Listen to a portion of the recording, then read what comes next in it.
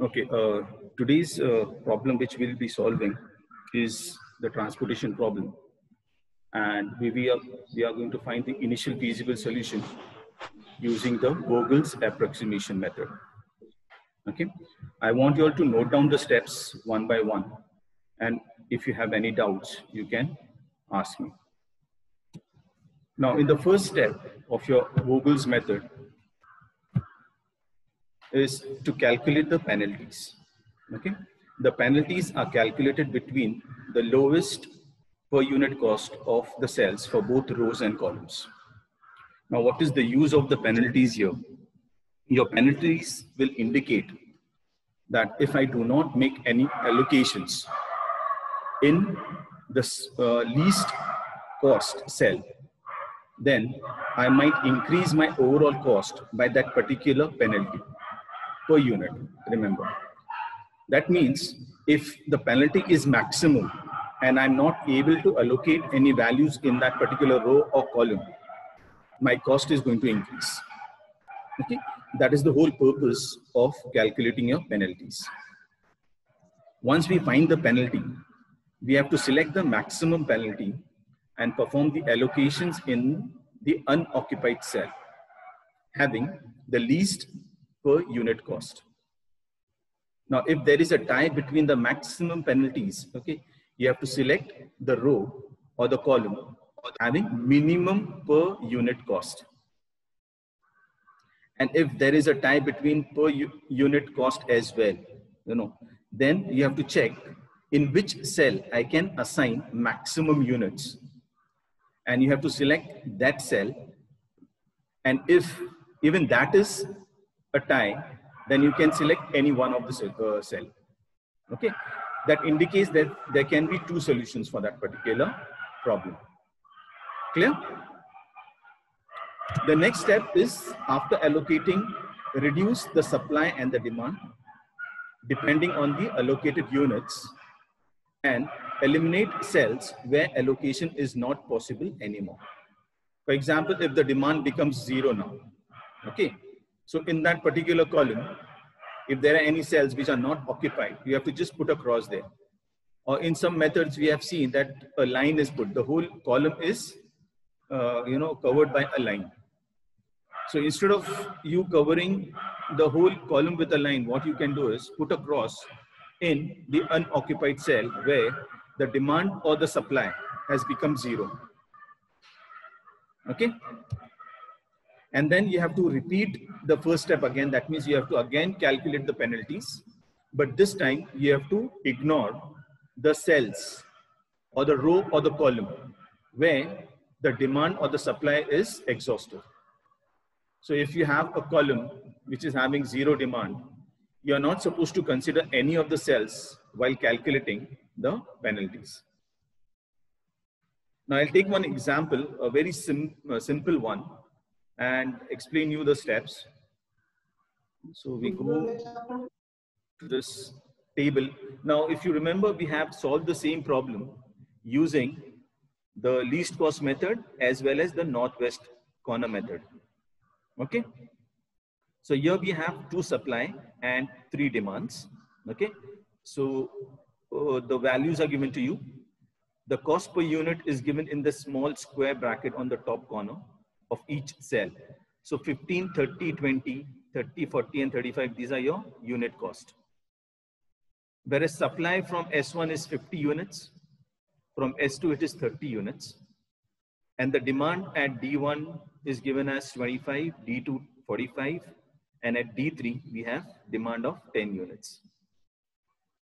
Now, as I told you, the first step would be to calculate the penalties. But before that, we need to see whether it's a balanced transportation problem. For that, you need to calculate the total demand and the total supply. So total supply is 30 plus 50, that is 80. Similarly, you can see even this is 70 plus 10, 80.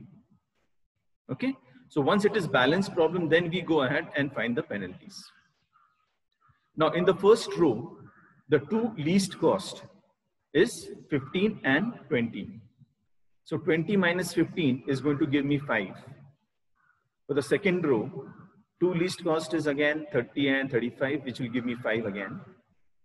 Then you have to calculate the penalty for the columns. Now, because here we have only 2 rows, okay? So directly you can use these 2 values, say 30 minus 15, and you'll get the penalty as 15 here.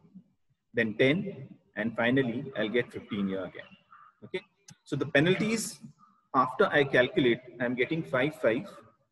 Then in the columns, I'm getting 15, 10, and 15. Now, if you observe this, you'll find that there's a tie between D1 and D3. The penalties are 15. Okay. Now, if there is a tie, I told you, you have to look at the cell per unit cost here. So this cost is 15, the least is 15. And if you look at this column here, the least is 20. Okay. You have to select the cell having the least cost. So 15 being the least cost, I'll perform the assignment here, or I'll allocate units here. Now to do the allocations, you have to check the value of demand, which is 25. Supply is 50. The least is 25, so I can assign 25 here. Okay. So you can use this column D1 and assign 25. Subtract 25 from demand and subtract 25 from supply as well. So this will give me 0 here, and now the new value for supply is 25. Okay. Now once this is done, your demand in D1 is 0. That means the cell S2 D1 will not play any role in my next calculation of penalty. Okay. So I have to ignore the whole column D1 when I am calculating the penalties in the next step. So now next step, we have just 2 values here, 30 and 20. So my penalty will be 10 here. In this next row, 40 minus 35 will give me 5 again. Whereas the penalties which were calculated for column D2 and D3 will remain unchanged. Okay, so it will remain 10 and 15. So we rewrite this penalties again. Okay. Now again compare the new penalties, the one which is the maximum. So D3 has 15 again here. So this will be my second allocation. So I'll go to this column D3, check which cell has the minimum cost. 20 is the minimum cost, okay, per unit. And we have supply as 25 and demand is 10. Demand is less than supply. So I'll assign 10 here. So subtract 10 from your demand and from your supply. So I'll get the new value for supply as 15, and now D3 demand is 0.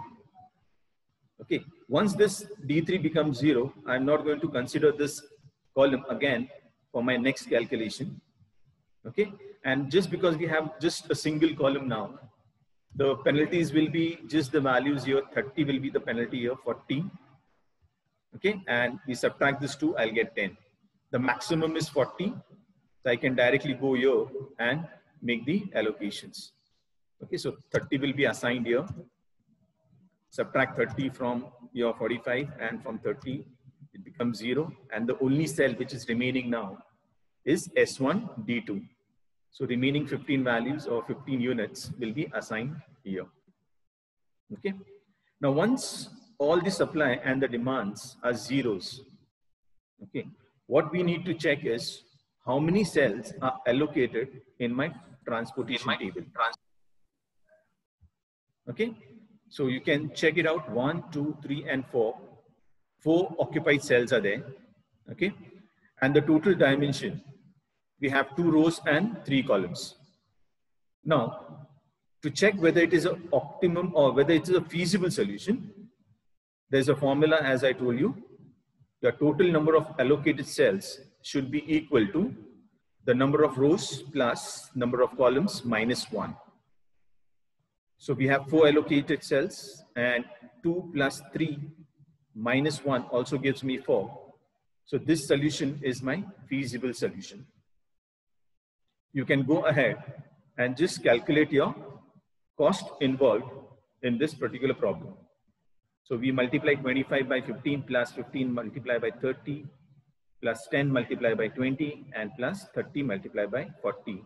That will give you the minimum cost for this particular transportation problem. Okay, I hope you have understood this. Now, I want you all to ask me questions if you have any doubts.